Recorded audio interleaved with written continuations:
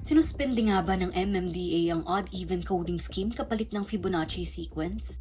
Ito ay hindi totoo at isang satire lamang.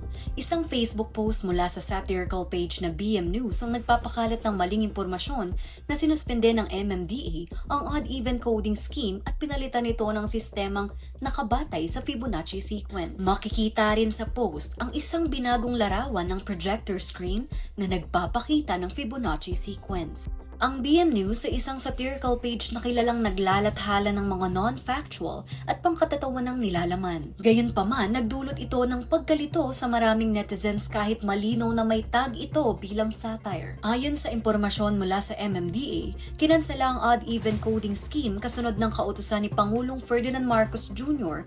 na ihinto muna ang EDSA Rehabilitation Project upang makapaghanda ng mas epektibong mga hakbang. Ngunit nilinaw naman ng MMDA na mananatili pa rin ang umiiral na number coding scheme.